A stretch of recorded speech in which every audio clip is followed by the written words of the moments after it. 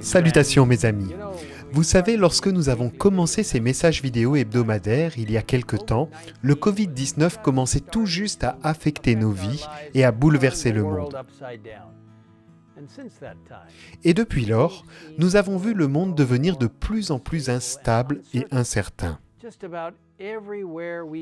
Un peu partout, nous voyons le malaise, l'agitation, l'incertitude. Les choses ne semblent pas s'améliorer et beaucoup de cœurs sont pleins d'anxiété, effrayés par ce qui nous attend. C'est quelque chose qui peut nous aider à nous rappeler comment la Bible décrit les derniers jours. Dans le livre de Luc, chapitre 21, versets 25 et 26, nous lisons ce qui suit. Il y aura des signes dans le soleil, dans la lune et dans les étoiles. Sur la terre, les nations seront dans l'angoisse, épouvantées par le bruit de la mer et des vagues. Des hommes rendront l'âme de terreur dans l'attente de ce qui surviendra sur la terre. Car les puissances célestes seront ébranlées. Mes amis, si les temps et les situations peuvent changer, la peur et l'anxiété ne sont pas des sentiments nouveaux. En regardant l'histoire il y a 2000 ans, nous pouvons les trouver sur les visages des disciples du Christ. Nous pouvons voir leur peur et leur anxiété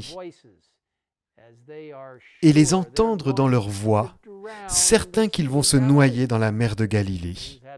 Les choses n'avaient pas commencé ainsi. En fait, c'était une journée assez normale, pleine d'activités, avec Jésus qui enseignait et s'occupait de nombreuses personnes qui se rassemblaient autour de lui.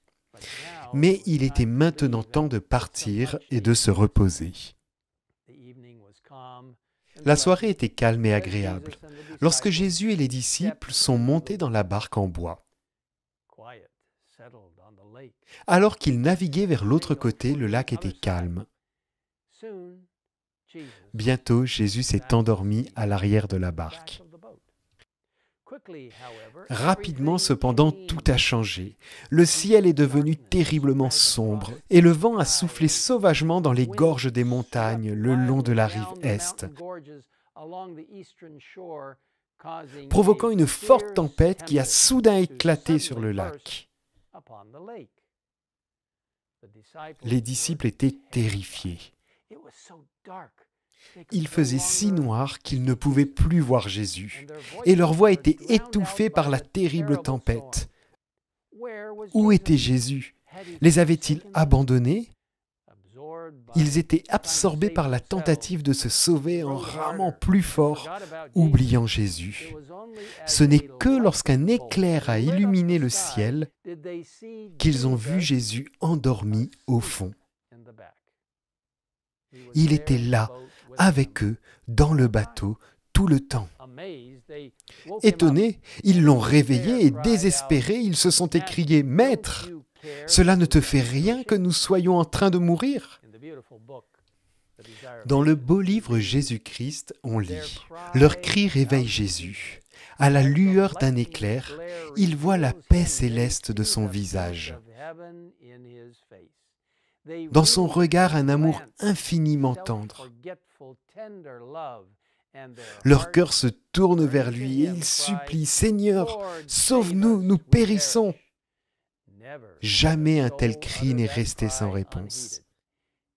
Jésus se dresse, debout au milieu des disciples, tandis que la tempête fait rage et que les vagues s'élèvent tout autour d'eux et que l'éclair illumine son visage. Il étend la main, cette main si souvent occupée à des œuvres de miséricorde, et il dit à la mer en furie, « Silence, apaise-toi !» Immédiatement, la tempête s'arrête. Imaginez, soudain la mer est à nouveau calme, tout comme les disciples émerveillés. Aujourd'hui, mes amis, nous sommes en effet au milieu d'une tempête d'incertitude et de peur. Mais nous savons qu'une tempête encore plus forte se prépare. Comment pouvons-nous être prêts à y faire face? Dans le livre « Pour un bon équilibre mental et spirituel », nous trouvons cette précieuse réflexion. Cette nuit où les disciples étaient à bord de leur embarcation fut pour eux une école où ils devraient recevoir leur éducation en vue de la grande œuvre qu'ils allaient accomplir par la suite.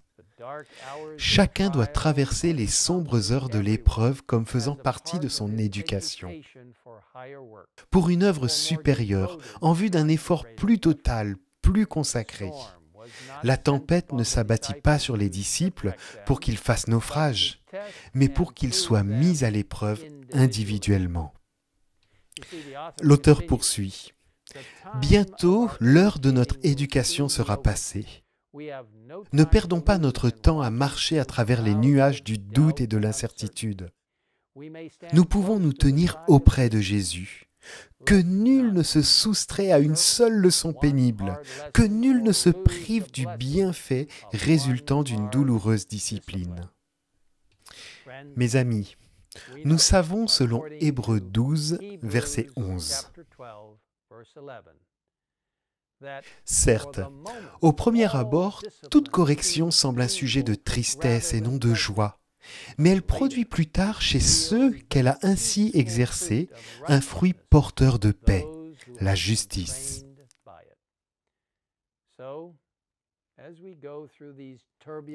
Alors que nous traversons ces temps turbulents, imprévisibles et même effrayants, approchons-nous de Jésus. Sachant qu'il est avec nous dans la tempête et qu'il veut nous donner de précieuses leçons de foi, de confiance en ce moment,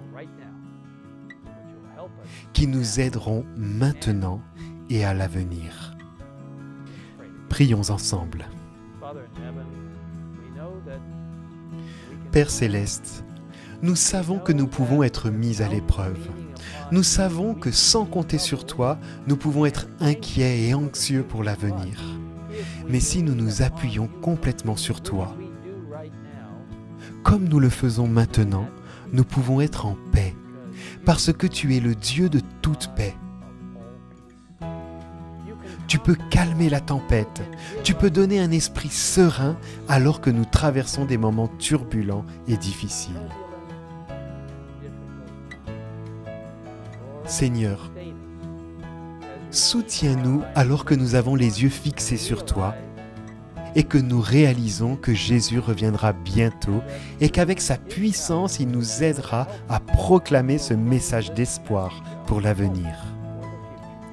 Merci de nous écouter, merci d'être le maître de la tempête et d'apporter la paix et le calme dans nos cœurs. Que nous puissions la partager avec d'autres en ce moment, par ta puissance.